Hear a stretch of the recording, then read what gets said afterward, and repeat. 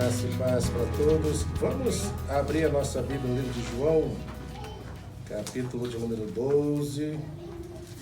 Nós vamos prosseguir esse estudo nessa carta. João, capítulo 12, nós vamos ler hoje do versículo 1 até o versículo de número 11. Evangelho de João, capítulo 12, do versículo 1 até 11. Hoje nós vamos trabalhar essa temática que fala a respeito das características do verdadeiro evangelho, né? E nós vamos dividir esses 11 versículos aí em 3 partes. Primeiro vamos ver as características do verdadeiro evangelho, né, que vai aí do versículo 1 até o 3 e depois do versículo 7 e 8. Depois nós vamos ver as características do falso evangelho, que vai do versículo 4 até o 6, e depois vamos ver as consequências de viver, né, o verdadeiro evangelho, que vai do versículo 9 até o versículo de número 11. Então nós vamos ler esse texto aqui primeiro, depois nós vamos passar para a ministração desse texto. Amém? Vamos ler então todos juntos, Evangelho de João, capítulo 12, do versículo 1 até o 11, fala assim: 6 dias antes da Páscoa, foi Jesus para Betânia, onde estava Lázaro, a quem ele ressuscitara dentre os mortos. Deram-lhe, pois, ali uma ceia. Marta servia, sendo Lázaro um dos que estavam com ele à mesa. Então Maria, tomando uma libra de bálsamo de nardo puro, muito precioso, ungiu os pés de Jesus e enxugou com seus cabelos, e encheu-se toda a casa com o perfume do bálsamo. Mas Judas Iscariotes, um dos seus discípulos, o que estava para traí-lo, disse: por que não se vendeu este perfume por 300 denários e não se deu aos pobres? Isto disse ele, não porque tivesse cuidado dos pobres, mas porque era ladrão, e tendo a bolsa, tirava o que nela se lançava. Jesus, entretanto, disse: deixa que ela guarde isto para o dia em que me embalsamarem, porque os pobres sempre os tende convosco, mas a mim nem sempre me tendes. Soube numerosa multidão dos judeus que Jesus estava ali, e lá fora não só por causa dele, mas também para verem Lázaro, aquele ressuscitara dentre os mortos.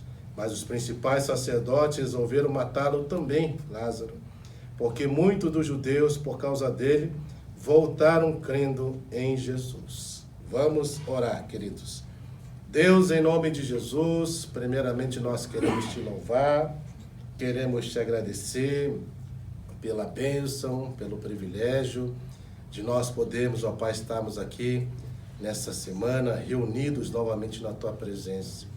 Quão bom, Pai, é nós podemos estarmos num país onde existe essa liberdade religiosa, onde nós podemos realmente cultuar, onde nós não precisamos, ó Pai, de ficar nos escondendo, ter todos os cuidados para proclamar o Evangelho.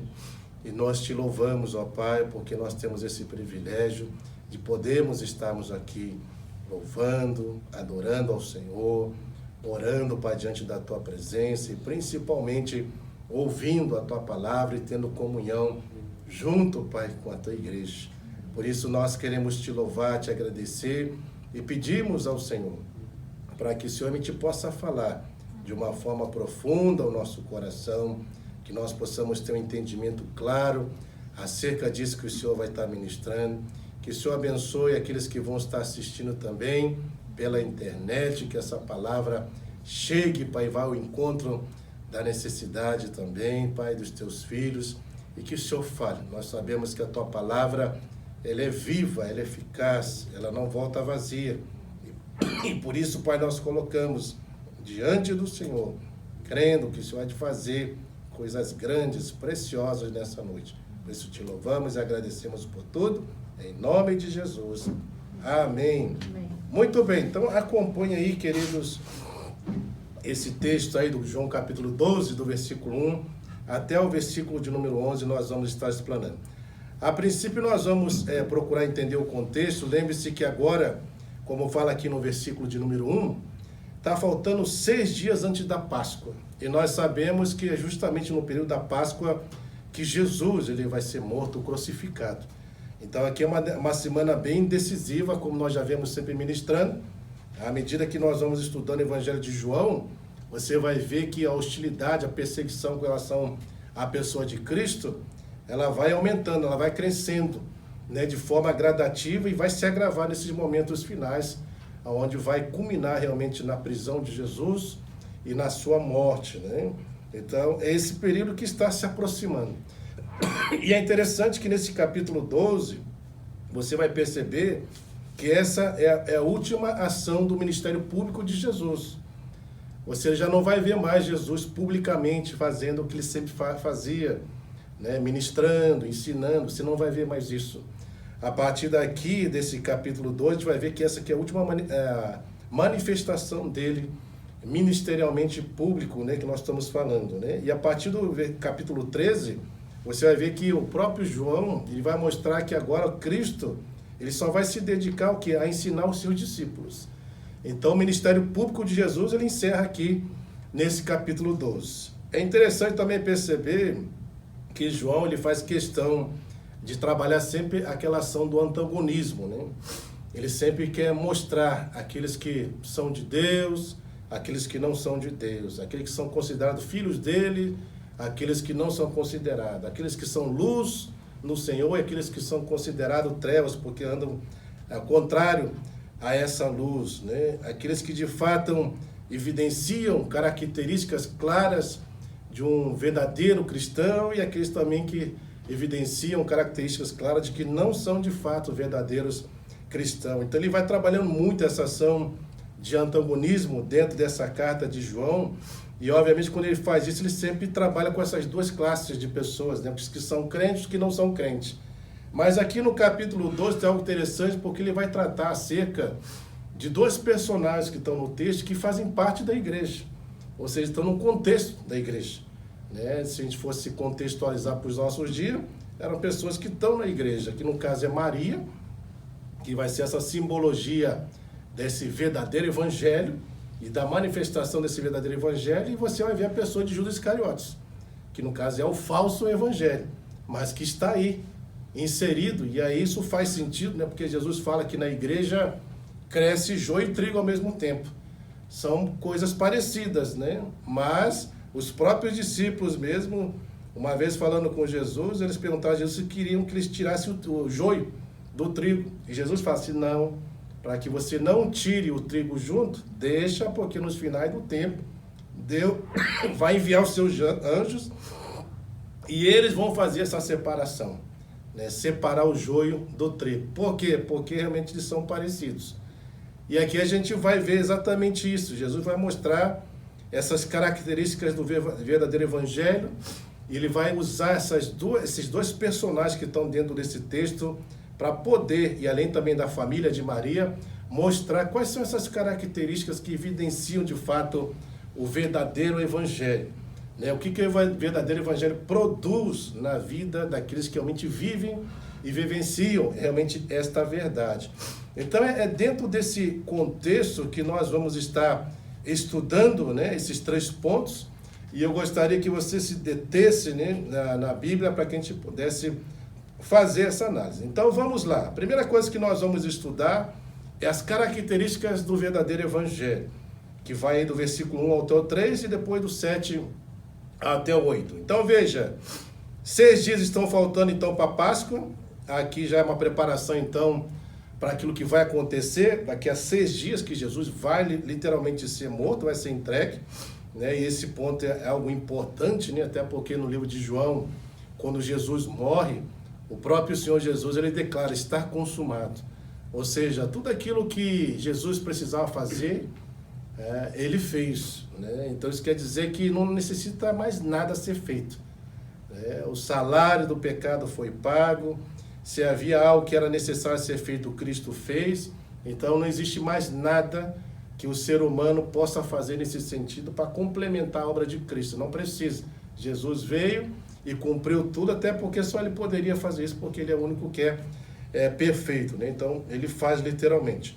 E aí, veja só o que é interessante aqui, né? Fala que Jesus então vai para Betânia. Betânia é justamente a cidade onde mora a família de Maria, Marta e Lázaro, né?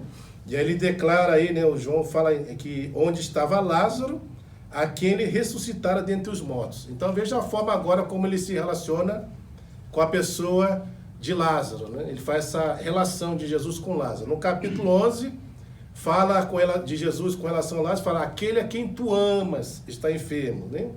Mas no capítulo 12 fala, aquele a quem o Senhor ressuscitou.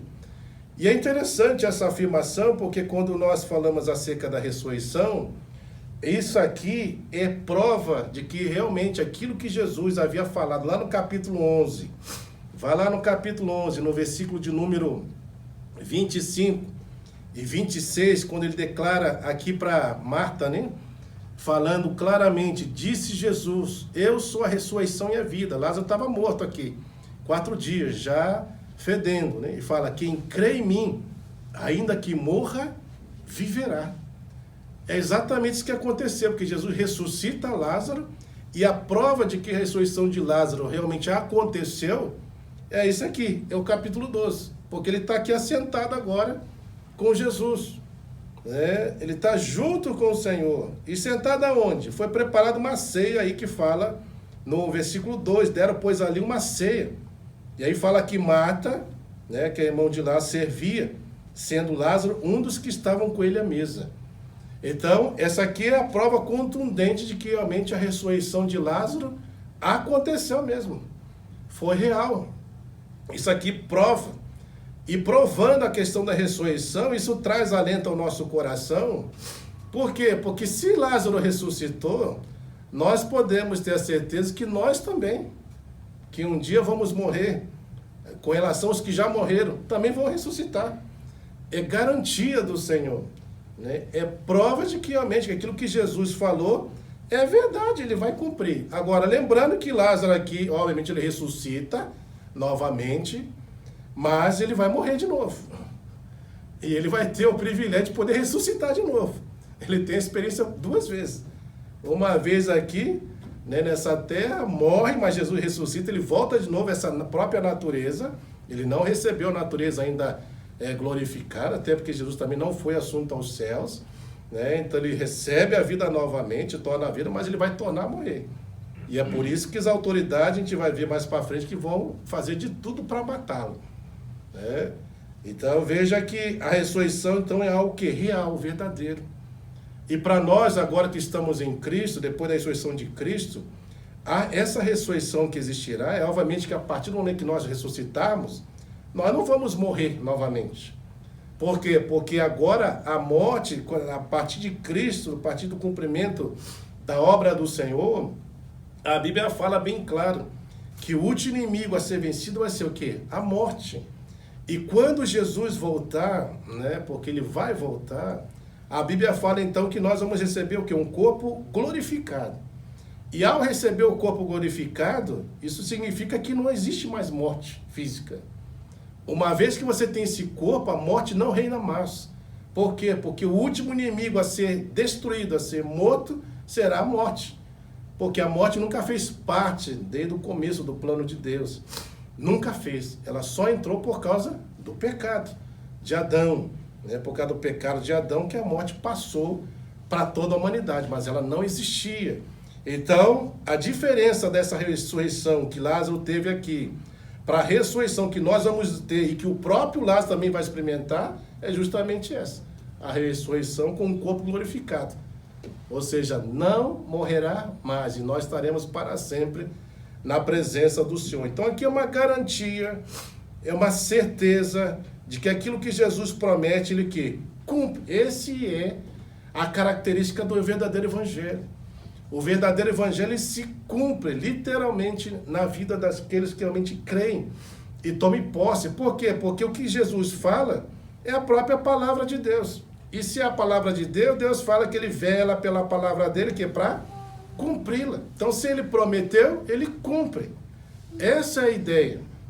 Então, o verdadeiro evangelho, ele literalmente cumpre, ele se cumpre, porque é a verdade. Sendo verdade de Deus, Deus tem compromisso com ela. E literalmente faz aquilo se concretizar. Então, aqui nós temos essa segurança, né? Aí, veja só que interessante. A gente vai ver também no versículo 2, que fala que eles estão ali, eles preparam uma ceia. E veja que bonito isso nós observarmos, né? Nós estamos vendo Maria, está aí também. Vemos Lázaro, que havia sido ressuscitado, está aí. A Marta, no versículo 2, é a que está servindo. Percebe que é tudo a mesma família. E é isso que eu quero chegar para essa outra característica, né? Além de ver essa verdade, né, de Deus, né? Porque o verdadeiro evangelho ele se cumpre literalmente, né? Porque Deus é fiel na sua palavra para cumprir. Você vai ver agora também, né, que aqui a gente vai ver essa devoção dessa família a Jesus. O impacto que o verdadeiro evangelho causa na vida de alguém é exatamente esse. Onde o evangelho chega, você pode ter certeza que essa pessoa ela vai ser devota ao Senhor. Né? Se ela realmente teve uma ação genuína, pode ter certeza que vai haver devoção.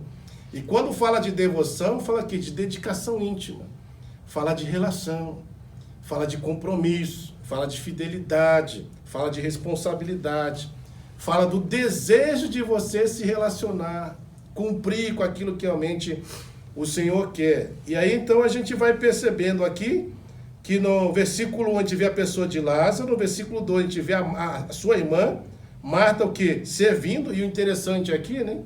Diferentemente lá de Lucas 10, no versículo 38 a 42, a gente já teve uma ocasião onde Jesus estava na casa de Marta e Maria, e aí Marta estava reclamando da sua irmã, né? Porque ela estava ali servindo, Jesus chegou, Maria simplesmente parou de fazer tudo que estava fazendo e se senta aos pés de Jesus. E larga lá Marta fazendo as coisas. Aí Marta fica revoltada, fala assim, Senhor, você não se importa que a Maria me deixou aqui sozinha? Aí Jesus traz aquela exortação, ela fala assim, Marta, Marta, por que te preocupa com tantas coisas?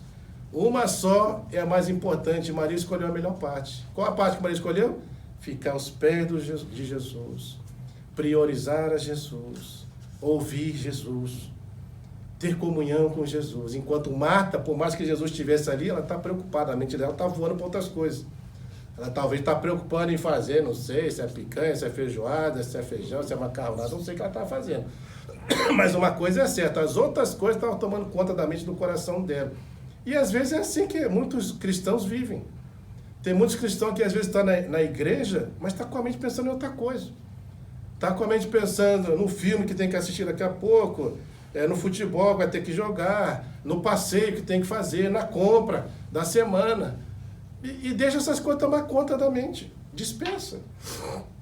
Mas a gente vê aqui Marta agora, a Marta não está com a mente dispersa não, irmãs. E a gente vê Marta aqui, ela continua servindo? Continua, mas você não vê ela murmurando mais. Você não vê mais ela reclamando de Maria. Ela não está reclamando de Lázaro, não está reclamando de ninguém. Ela simplesmente entende, ela está ali, né, apenas servindo ao seu Senhor. Né? E aí no 3, a gente vai ver então esse complemento da outra parte, né, que é Maria. Fala que Maria tomando uma libra de bálsamo de nardo puro, muito precioso, ungiu os pés de Jesus e enxugou com seus cabelos, encheu toda a casa com o perfume do bálsamo. Então veja também que você vê Lázaro está ali aos pés do Senhor, a gente vê Marta servindo, e a gente vê agora Maria demonstrando essa ação de amor para com o seu Deus, a ponto de derramar, né, esse perfume tão precioso aos pés do Senhor, fazendo meio que sem perceber a preparação para Jesus ser embalsamado, ser sepultado futuramente, né? Então, é uma família que está ali devota ao Senhor. O verdadeiro evangelho, irmãos, quando ele chega na vida de alguém, ele produz exatamente isso.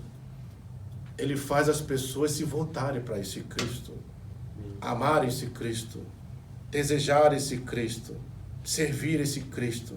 A gente percebe aqui que não tem ninguém aqui sem fazer coisa nenhuma. A gente percebe que é um desejo de estar na presença de Deus, de fazer algo para esse Deus. E é assim que a família desenvolve essa dinâmica, né? Elas estão ali devotas.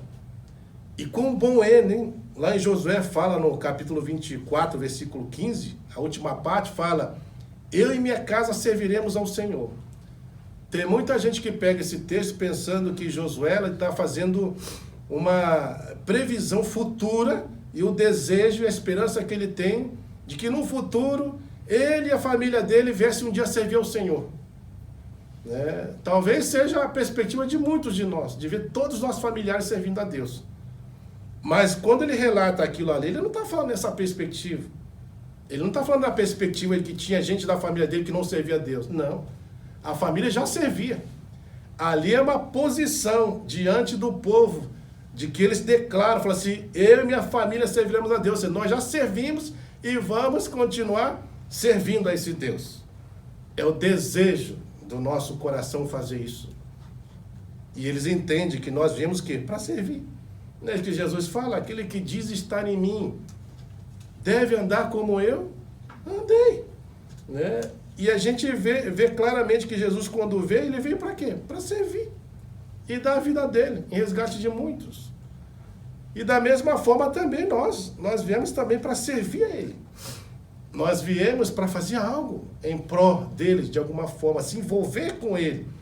Então o verdadeiro evangelho produz isso, essa devoção a Deus. E aquilo, como eu já falei, o que é mais bonito de ver é você ver o evangelho chegando e alcançando a família inteira. Eu converso com muitas pessoas, irmãos. E essas pessoas que eu converso, infelizmente, nem todos da família são convertidos. Às vezes a maioria, o cônjuge, um dos cônjuges não são convertidos. E a gente sabe a luta que é, a dificuldade que é. Eu vejo irmãs falando, pastor, eu queria ir para a igreja, mas meu marido não deixa ir. Ou é a esposa, ou o contrário. Ou é os filhos que estão afastados, enfim. Várias situações, né? Mas aqui a gente vê esse desejo, né? E quão bom é poder ver a família toda envolvida. Agora, uma coisa é certa, irmãos. Para a gente chegar a algo dessa natureza, eu sei que Deus é que age, mas deve haver um investimento de cada um de nós para esse propósito, essa finalidade. Eu sempre falo para os irmãos na igreja, tem muitos pais que não se dão conta o quanto eles estão perdendo tempo com relação a não levar os seus filhos para a casa do Senhor. Pais que estão mais preocupados em dedicar, não que isso é errado, você realmente proporcionar aos seus filhos estudarem, fazerem um curso, se prepararem para ser alguém na vida, isso é tudo louvável, importante. Mas quando a gente faz isso sem priorizar aquilo que é mais importante, que é Deus, todas essas coisas vão perder sentido. Vai perder sentido para frente. Por quê? Porque o que é eterno? Né? O nosso sucesso nesse mundo vai ser eterno? Não. A nossa vida aqui em cima é eterna? Também não. Os nossos negócios vão ser eternos? Não. Né? Então aqui você pode ter tudo que você quiser. Você não leva nada daqui. Vai ficar tudo aqui. Não é? E a vida é uma coisa tão passageira, ela passa tão rápida, que quando você vai ver aquilo que a Bíblia fala, é um breve pensamento de Deus. É assim mesmo. Eu já fico olhando para mim, né? Eu lembro que eu era adolescente, pequenininho, sonhava em ter 18. E aí quando você chega aos 18, aí você pensa, né, que já chegou num patamar, nossa, agora eu sou maior de idade. Aí você começa a projetar muitas coisas lá para frente. Aí quando você vai chegando lá para frente, aí você quer recuar. Você quer voltar a ser aquilo que você era antes, porque aí você começa a ver que vai mudando tudo, né? A força já muda, né? Já o ânimo já muda, vai mudando tudo. Aí, quer dizer, tá novo, quer ser velho. Quando chega velho, quer ser novo. Mas a grande verdade com relação ao tempo é que o tempo realmente, irmão, passa. E passa muito rápido. Eu via os cabelinhos brancos lá dos pais dos meus amigos, né? E hoje, se eu não pintar cabelo, meus cabelos ficam totalmente brancos. Talvez muitas pessoas pensem, nossa, o cabelo do pastor é pretinho. É pretinho porque é tinta, né? Porque se não fosse a tinta, estava tudo branco. Mas é a idade, vai avançando. Correr, hoje, difícil. Eu fui jogar bola no dia 1º só pela graça. A mente pensar, mas o corpo não pensa mais, não age mais. Pensar, vou fazer uma coisa, mas o corpo não vai. Quer correr, mas não vai. É difícil, tudo mudou nesse ponto, né? E o tempo é isso, ele mostra essa realidade. Mostra que a nossa vida, de fato, é um breve pensamento de Deus. Passa e passa muito rápido. Vai embora. Eu já estou com 50. Em maio faço uma boa ideia, 51. E assim a gente vai avançando na vida. Daqui a pouco eu estou com 60. Daqui a pouco aos 70. Aí já tá aí já indo beirando as portas aí, né? Da glória. Aí chegando 80, aí pronto, já passou do zangueô já. E assim vai a nossa vida, a nossa existência. Mas a grande verdade é essa, irmãos. Nós precisamos dedicar tempo. Tem pessoas que pensam que vão ter oportunidade lá na frente e não terão. Eu fico triste de ver filhos que desejam estar na igreja, mas os pais não vêm para a igreja. Os filhos clamam para a mãe trazer, mas a mãe não traz para a igreja. Não traz. Aí o que vai acontecer, irmãos? Vai chegar lá na frente, não adianta reclamar, porque o filho agora não quer saber mais de nada de igreja. Só quer saber das coisas do mundo. Porque houve várias oportunidades de poder levar eles terem essa devoção a Deus. Mas os pais desprezaram esse tempo. Não priorizaram. Pais que não dão importância. Pais que não dão testemunhos com relação à vida de piedade cristã. Não se importam. Não vê a igreja. E assim vai. Os filhos estão observando. Todas essas coisas estão sendo observadas. E aí não adianta querer fazer o filho querer fazer uma coisa que a gente nem faz. Não adianta exigir vir para a igreja se a gente não vem.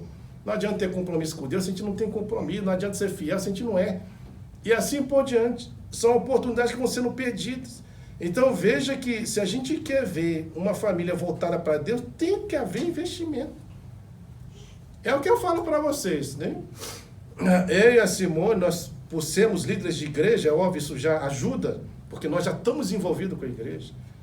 Mas lembre-se, nós temos uma responsabilidade muito grande em levar a Naomi a ter esse mesmo desejo. E eu vou falar para vocês, se esse irmão pararmos de investirmos na vida dela, você pode ter certeza que o mundo vai engolir ela. Literalmente vai engolir.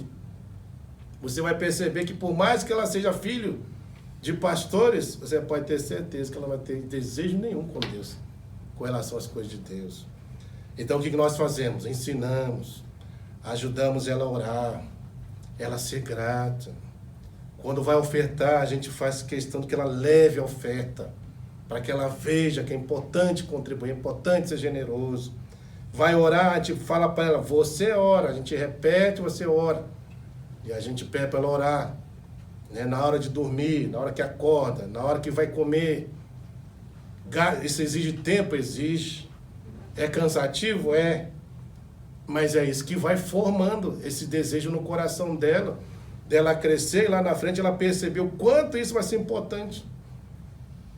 Né? Ela está vendo que todas as semanas a gente vai para a igreja. Ela vê a gente vindo para cá. Ela vê eu tocando os louvores. E ela tem desejo de ficar tocando violão. Ela olha para um violão, ela sempre lembra de mim, papai. Ela tem uma referência nisso. Então, coisas estão sendo investidas na vida dela e ela vai crescer com essa perspectiva. Por isso, se nós queremos ver uma família devota a Deus, impactada por esse verdadeiro evangelho, nós precisamos investir tempo. Aí, outra característica que a gente vê é o versículo de número 3. Veja, então, Maria tomando uma libra de bálsamo de nardo puro, muito precioso, ungiu os pés de Jesus, enxugou com seus cabelos e encheu toda a casa com perfume de bálsamo. Então, veja, outra característica do verdadeiro evangelho. Veja que na pessoa de Maria, irmãos, nós vamos ver o quê? Maria, ela vai dar o melhor. Vai dar o melhor de forma o quê? Sacrificial. Nesse versículo 3 você vai ver exatamente isso. Ela dá o melhor de forma sacrificial. E você vai ver que o gesto de amor e adoração de Maria, ele foi um gesto público, porque foi diante de todos que estavam ali na casa, lembrando que na casa estava Jesus e os discípulos, estava a sua família, e provavelmente devia ter outras pessoas, né? Foi público, foi espontâneo, ou seja, ninguém forçou ela a fazer aquilo. Ela faz isso de forma espontânea, e isso é muito importante, né? Porque tudo que você faz voluntariamente, você faz de coração. E se você faz de coração, é porque você quer fazer. Né? E no evangelho tem que ser assim, tem que ser espontâneo, voluntário. Você vai ver que é sacrificial o que ela faz, porque não é coisa qualquer não. Eu vou explicar o porquê que é sacrificial que ela está fazendo. É generoso, é pessoal e está desembaraçada de qualquer coisa que prenda ela de fazer e ela desejar a realizar aquilo que é o melhor para Deus. Essa é a perspectiva, né? Então, veja só, esse perfume aqui, de nado, que fala aqui no versículo de número 3, nado puro, você vai ver que esse perfume aqui ele era extraído, né, lá das folhas secas de uma planta natural lá do Himalaia, né, entre o Tibete e a Índia. E você vai ver que naquela época, pelo fato de a planta, né, ela realmente provir de uma região tão longe, tão distante, e ser transportada através, né, do lombo de um camelo, através das regiões montanhosas. Então, por causa da distância, por causa do trabalho que dava, era realmente um perfume que é muito caro. Era muito caro. E é interessante que você vai perceber o valor desse perfume, porque no versículo 5, você vai ver que Judas Iscariote, ele realmente vai contra essa ação de Maria. E aí ele fala assim, ó, no versículo 5, lê aí: por que não se vendeu este perfume por 300 denários e não se deu aos pobres? Sabe o que Judas está falando aqui? Judas está falando que o preço desse perfume que Maria derramou aos pés de Jesus e enxugou com seus cabelos equivalia a 300 denários. Só para você ter ideia, um denário é um dia de trabalho. Um dia de trabalho. 300 denários era o salário do ano inteiro de trabalho. Aí joga por dia de hoje. Quanto que a gente recebe por mês? Multiplica por 12. É isso que ela deu. Você percebe o valor que é? Percebe que não é pouca coisa. Ela justamente derramou um perfume que custava o salário de um ano inteiro de trabalho. É por isso que Judas está revoltado aqui. Foi, como é que você desperde? Esse é um desperdício. Isso é um desperdício. Poderia vender isso e dar aos pobres, que teria maior utilidade. Essa é a perspectiva de Judas, né? Teria muito maior utilidade vender e dar para os pobres. Mas então você veja, irmãos, que ele realmente, o valor desse perfume era muito alto. Agora veja só, Maria, ela tem a mesma percepção de Davi. Davi, lá em 2 Samuel 24, ele estava com a intenção de construir o templo, ele estava procurando um local para construir. E aí foi ofertado esse lugar. Esse lugar foi ofertado. Ele ganhou de graça. Aí sabe o que Davi fala? Quando ele vai querer construir o templo num local para o Senhor, ele fala o seguinte, irmãos. Ele usa exatamente essa expressão aqui. Que ele não vai dar ao Senhor o que não lhe havia custado coisa alguma. Ou seja, o que ele havia recebido foi de graça. E ele não vai dar nada a Deus que não custe nada. E aí ele mostra, então, claramente aquilo que realmente o Evangelho fala. Que um Evangelho que não custe nada, não é digno de nada. Essa é a grande verdade. Então a gente vê que no coração de Maria, ela tinha a perspectiva que, afinal de contas, ela não estava fazendo aquilo para uma pessoa qualquer. Ela estava fazendo isso para quem? Para o próprio Deus encarnado. E ela sabia que Jesus era o Filho de Deus. E ela fazia isso. E a pergunta, então, que veio para nós é, nós também entendemos que Jesus é o Filho de Deus? Foi enviado de Deus? Nós servimos a esse Jesus? E a pergunta é, será que nós, irmãos, estamos preparados a dar realmente o melhor para Deus? E quando eu falo melhor, não estou falando na questão só de recurso, não. Eu estou falando melhor para qualquer coisa. Seja no recurso, seja no serviço, seja na vida, seja na dedicação, em tudo. Porque o que Deus exige de nós hoje é a vida. Não é uma parte só. É toda a nossa vida que Ele quer de nós. Por isso que Ele fala que quando nós devemos amar Ele, Ele usa aquela expressão, ame o Senhor teu Deus de todo o teu coração, de toda a tua alma, de todo o teu entendimento, de todas as tuas forças. Não é que a gente tem que amar Deus por parte. Amar com o coração, com as forças, não é isso que ele está falando. Mas a ideia é trazer na mentalidade, quando ele usa essas expressões, coração, pensamento, está falando com todo o seu ser. você deve amar ao Senhor. Ou seja, nós não podemos amar Deus só parcialmente, mas devemos amá-lo plenamente, completamente, com todo o nosso ser.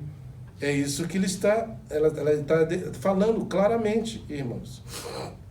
E aí a gente vê essa ação, porque quando você vai ver realmente alguém dando o melhor de forma sacrificial, porque isso aqui existe sacrifício.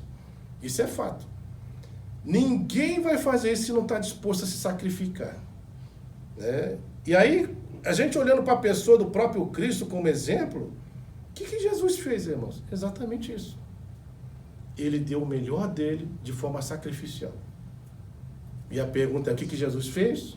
Veio esse mundo, se fez carne, habitou entre nós, foi injustiçado, sofreu todo tipo de maldade que você imaginar, todo tipo de injustiça, vai para uma cruz, ainda é açoitado, ainda é cuspido, ainda é perfurado, e ele entrega a vida dele de forma sacrificial.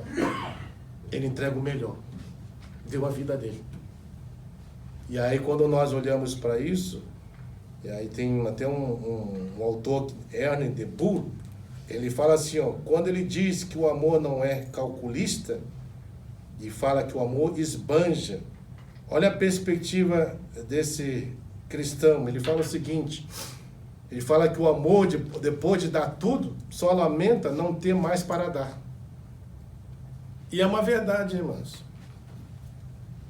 Eu sempre falo algo para o Senhor, eu falo assim, Deus, se o Senhor realmente me desse possibilidade, porque aí é só na perspectiva de Deus mesmo, de dar condições de poder ter muito mais coisas, com certeza seria investido.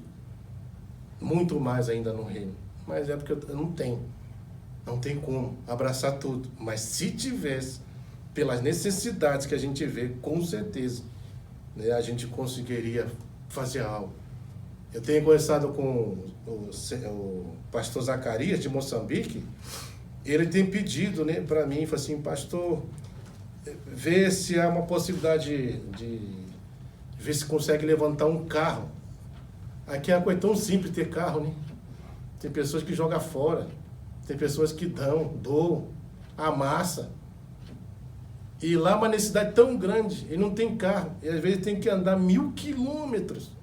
Andar não, o que eu falo andar é pegando, óbvio, ônibus, não vai andar lá andando, porque não vai conseguir. É muito longe. Mas ele fala que tem que andar quilômetros, às vezes, para chegar em aldeias, lá em Moçambique, para poder evangelizar. Aí eu fico pensando, meu Deus, o homem anda 1000 quilômetros. Eu fico pensando, 1000 quilômetros. Aí eu fiquei lá no Brasil. De São Paulo a Rio dá 450 quilômetros. Eu falei, meu Deus, 1000 quilômetros é de onde até onde? É uma distância assim, absurda. E ele vai pegando trem, é carro, é não sei o quê, vai pegando condução até chegar no local. Demora dias para chegar. Ele falou assim, se havia a possibilidade de mandar um carro, qualquer carro, que pudesse levar, mas de preferência que tenha que ter tração nas 4 rodas. Porque ele fala que o local que ele anda é tudo ondulado, esburacado, então não dá para ser carro normal. Tem que ser carro já preparado para aquele local. E são necessidades assim que ele tem, mas não tem condições. Mas com certeza, se houvesse recurso, daria para fazer alguma coisa, mas não tem, como é que vai fazer? Então ele tem que clamar a Deus mesmo, para que Deus realmente levante pessoas que têm condições para fazer isso, e Deus faz isso mesmo, irmãos. Eu conheço muitos casos de coisas milagrosas que Deus fez, de tocar pessoas que não tinham nada a ver com o cristianismo, e fazer coisas extraordinárias nesse sentido, né? De recursos.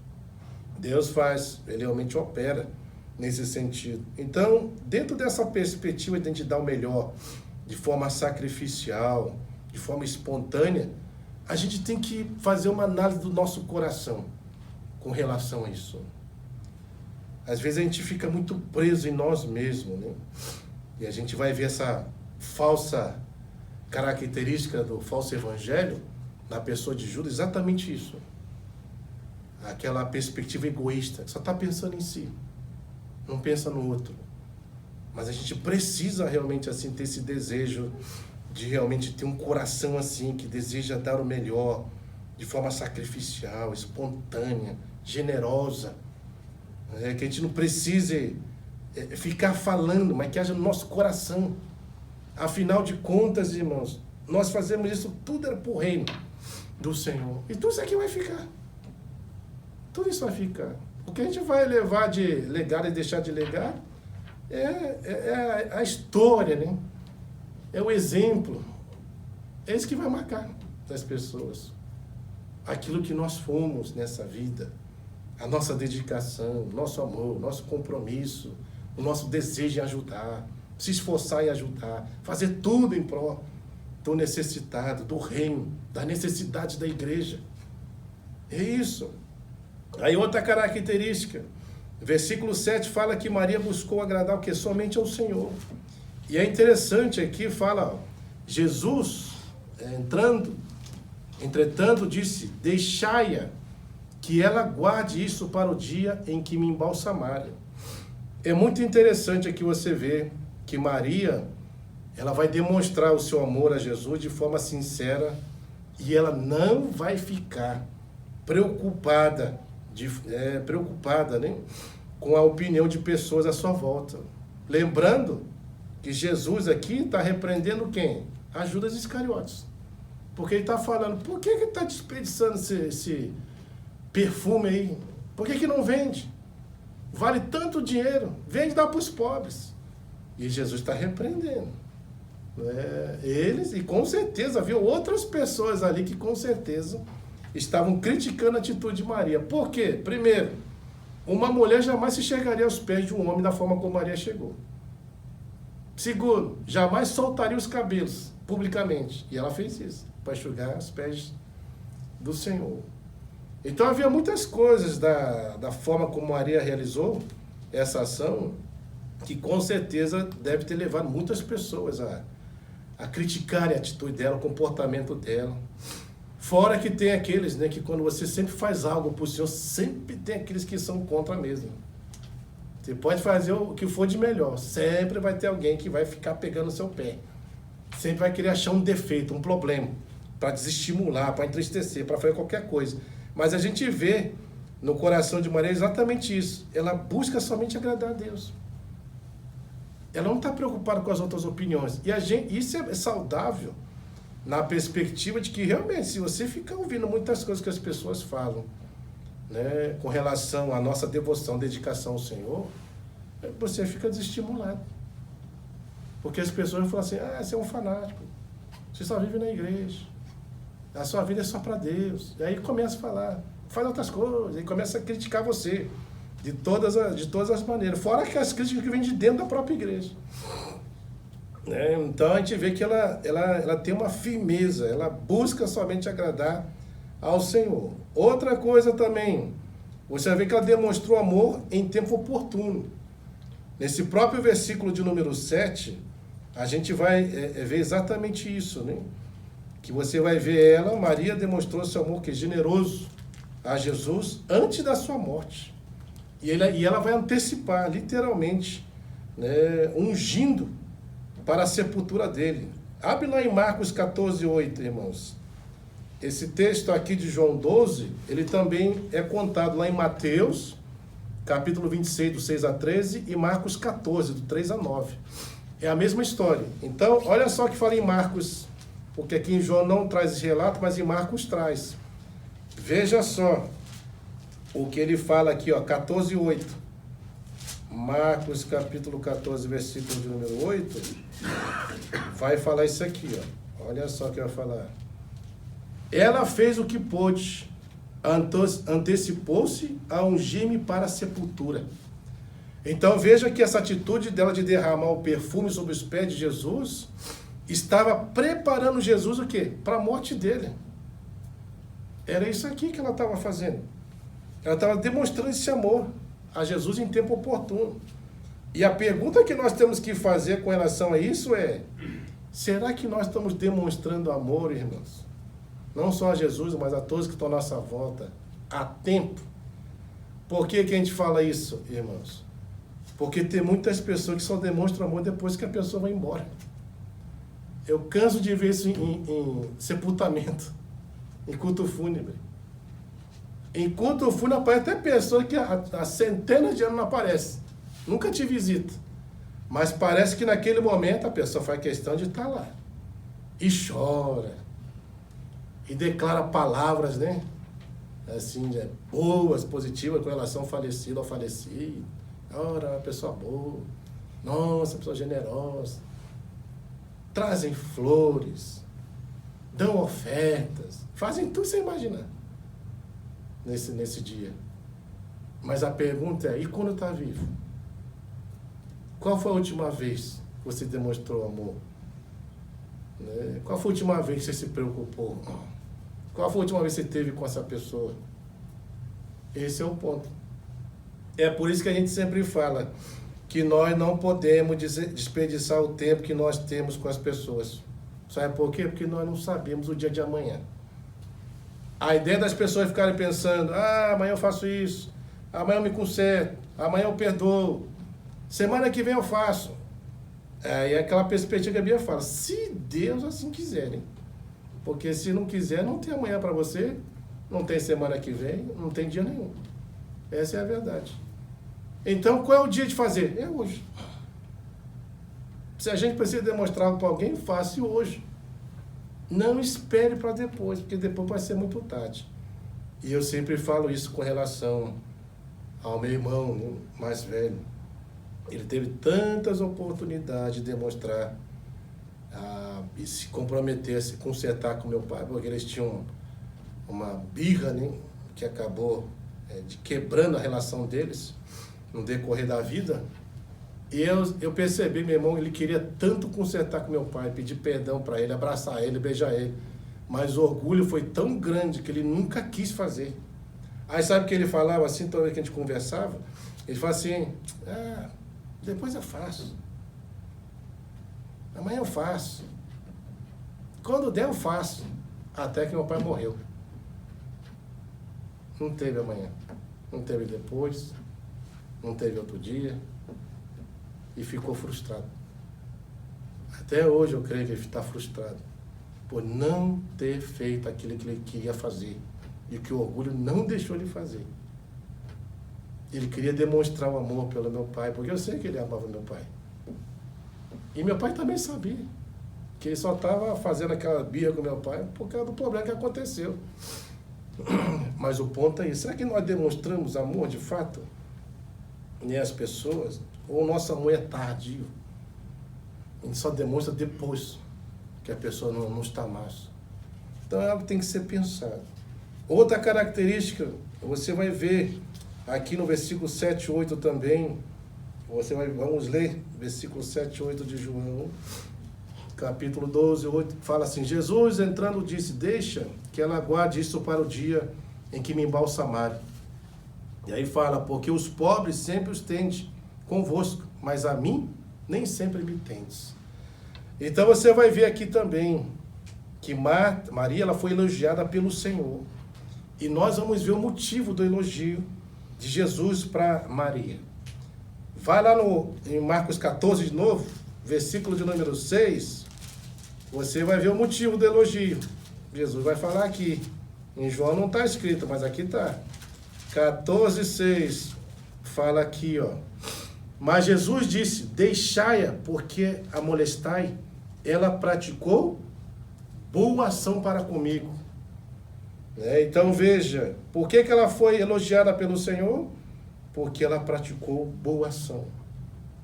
Ela fez algo bom, né? E fala também que seu gesto, por causa disso, deveria ser contado no mundo inteiro para que a sua memória não fosse apagada. Ou seja, que essa atitude de Maria ia perdurar para a existência toda. O mundo inteiro saber o que ela fez. E é o que fala no 14:9.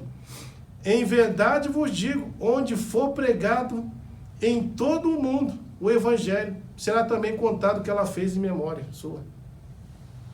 Você está vendo o que Jesus está falando? O que ela fez será lembrado em memória dela, em todo lugar que se pregar. E é o que nós estamos fazendo agora. Ela está sendo lembrada, novamente. Depois de quanto? Mais de 2000 anos atrás. Ela está sendo lembrada novamente acerca disso que ela fez, irmãos. E isso é motivo do elogio do Senhor. Essa boa ação, a atitude que ela teve, esse amor para com o Senhor, de forma espontânea, generosa, né, sacrificial. Ela está sendo lembrada por isso. E fala também, né, quando ele fala aqui no versículo 8, volta lá no capítulo 12, porque os pobres sempre os tende convosco, mas a mim nem sempre o tende. O que Jesus quer falar com isso? É que Jesus ia partir. Lembrando que está 6 dias da Páscoa. Daqui uma semana ele vai morrer. Então, quando ele fala que os pobres tende convosco, porque com relação aos homens, nós temos os homens sempre conosco. Mas Jesus nós não temos sempre. Era só aquele momento. E aí a importância, literalmente, realmente, de ver essa família dedicada, servindo ao Senhor. Eles não perderam tempo com relação a isso. Se dedicaram, foram devotas ao Senhor nesse sentido, né? E aí, veja, a gente vê claramente por que aqui Jesus está falando no versículo de número 8, porque os pobres sempre me tendes convosco, mas a mim nem sempre me tendes. Lá em João 10 é interessante que Maria, ela discerniu isso que Jesus falou. Maria sabia que Jesus ia o quê? Morrer. E ao saber que Jesus ia morrer, porque Jesus já vinha falando, né, a gente vê lá em João 10, falta aí só 2 capítulos, olha que fala no versículo 11. Ele fala assim, eu sou o bom pastor dá a vida pelas ovelhas. Nós já estudamos isso. Quando ele fala que dá a vida pelas ovelhas, ele está falando que ele vai morrer. Ele vai dar a vida, ele vai morrer, vai se entregar por nós. E aí no versículo 17 e 18, olha que ele continua falando. Por isso o Pai me ama, porque eu dou a minha vida para reassumi-la. Ou seja, ele está falando que vai morrer, mas vai ressuscitar. E no 18, ninguém atira de mim.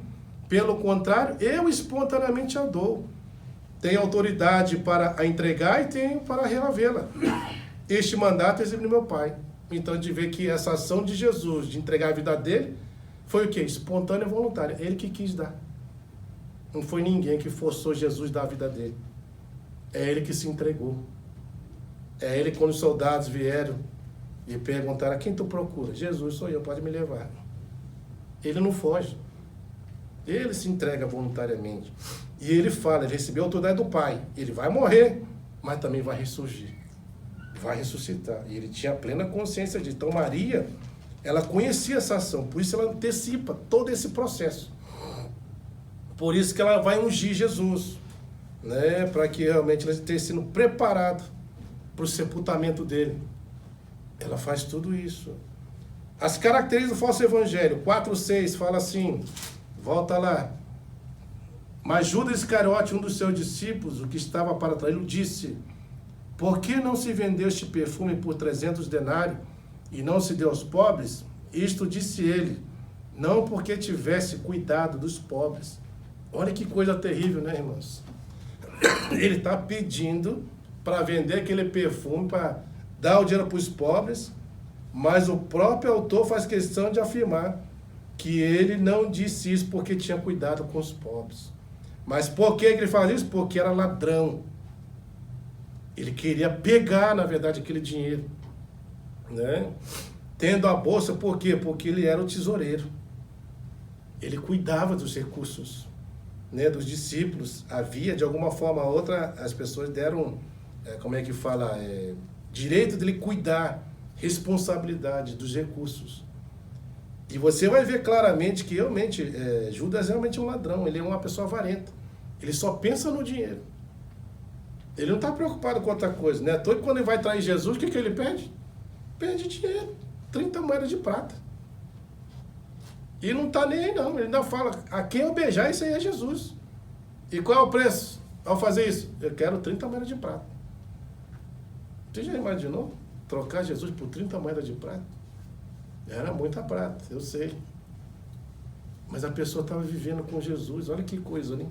Caminha com Jesus, está com Jesus. E mesmo assim ainda está tramando algo para entregar Jesus por dinheiro. Então, aqui no versículo 4-6, você vê essas características do falso evangelho. Quais são? Eu vou citar todas elas. O falso evangelho já começa aí, ele é falso, não é verdadeiro. Segundo, ele é hipócrita. Por quê? Porque ele tem uma motivação boa, mas a intenção é perversa. Vai ver qual que é a motivação? Ajudar os pobres. Qual a intenção? Roubar.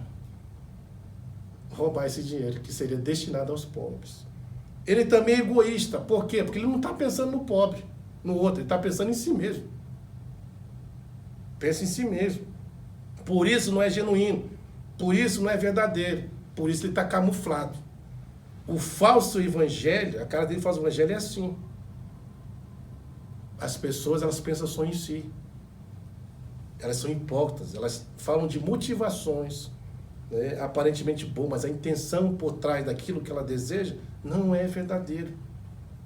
Ela camufla isso. E isso é bem interessante de nós observarmos, porque quando a gente se depara com relação à igreja, é isso aqui que o texto está querendo mostrar.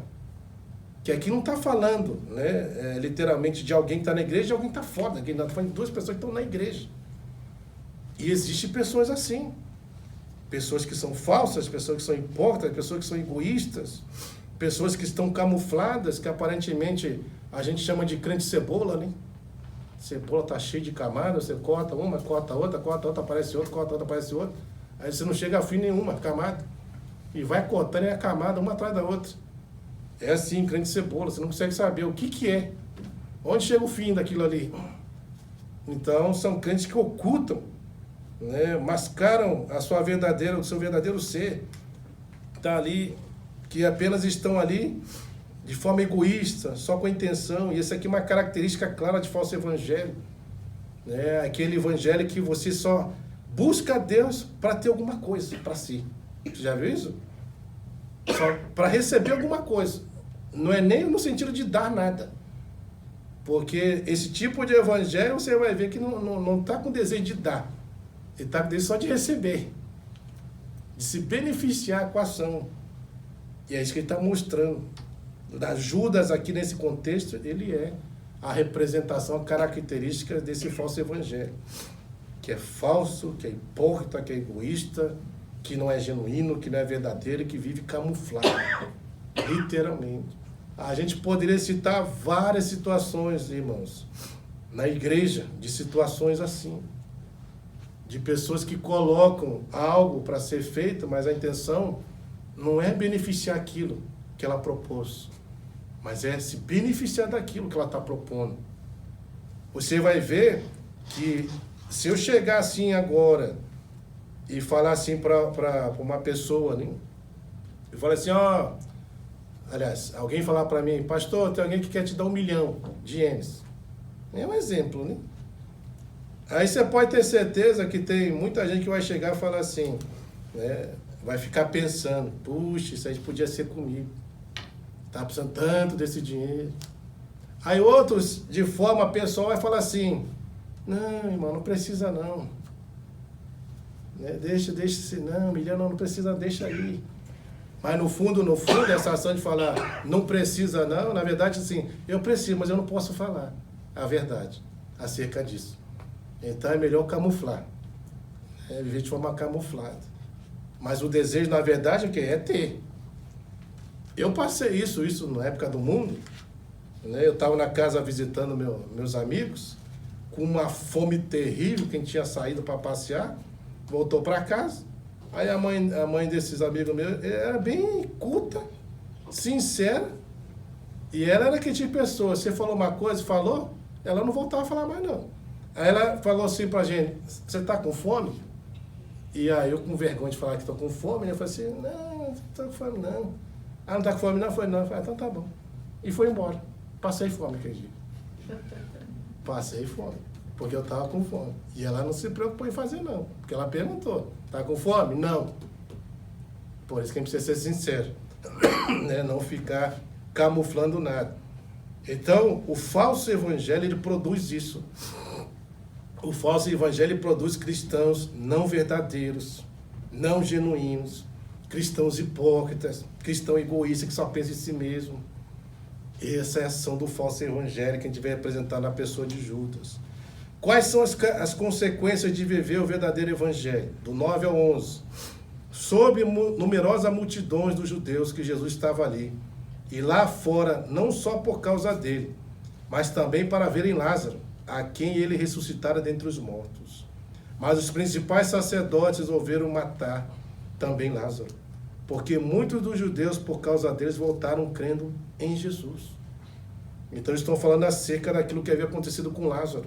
Lázaro havia ressuscitado, as pessoas queriam ver ele, e de fato viram que realmente ele estava ressurreto, não era uma história, era verdade mesmo.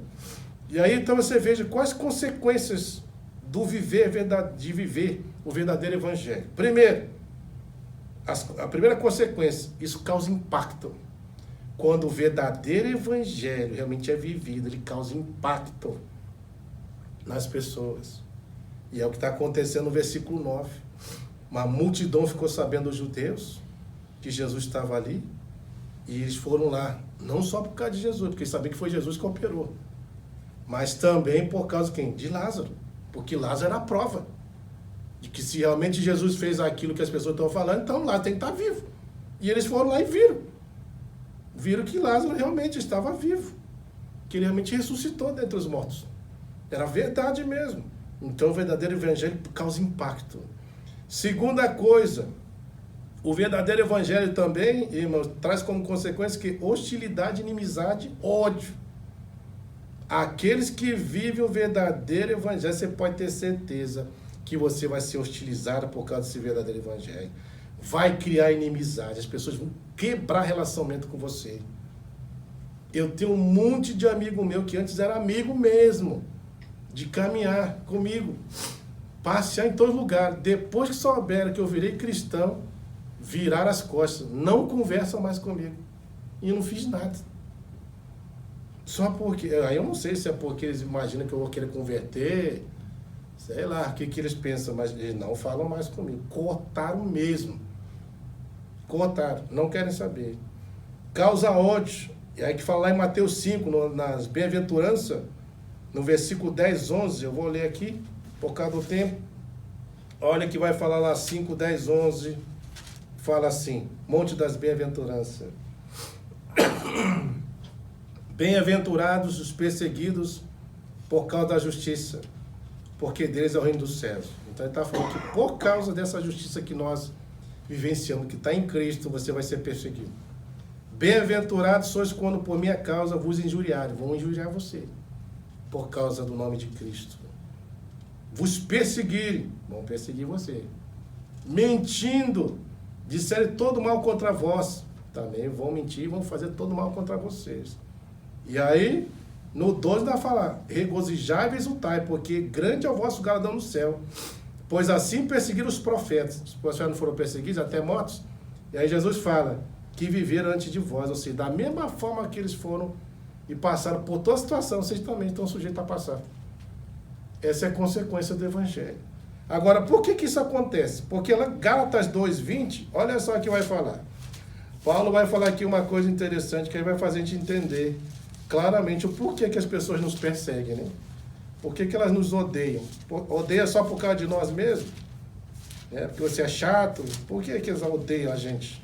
Perseguem a gente. Olha que ele vai falar aqui, ó, Gálatas, capítulo de número 2:20. Ele vai falar assim, logo, já não sou eu quem vive, mas Cristo vive em mim. O que Paulo está falando? É Paulo que está vivendo? Não, é quem? Cristo vive nele. Ou seja, você agora em Cristo, você é um nele. Isso quer dizer que se vão perseguir Cristo, eles perseguem Cristo porque é Cristo e vão perseguir nós porque nós somos o quê? Seguidores dele também. Então você automaticamente, querendo ou não, já se torna inimigo por causa disso. Por isso que as pessoas vêm contra a gente. Só porque sabem que nós somos seguidores de Cristo. E Paulo está falando exatamente isso. Ele fala que já não vive ele, mas é Cristo que vive nele. E o viver que agora ele tem na carne, vive pela fé no Filho de Deus, que amou ele e a si mesmo se entregou por mim. Da mesma forma, amor sacrificial. Então, veja, ele está falando que nós em Cristo somos um.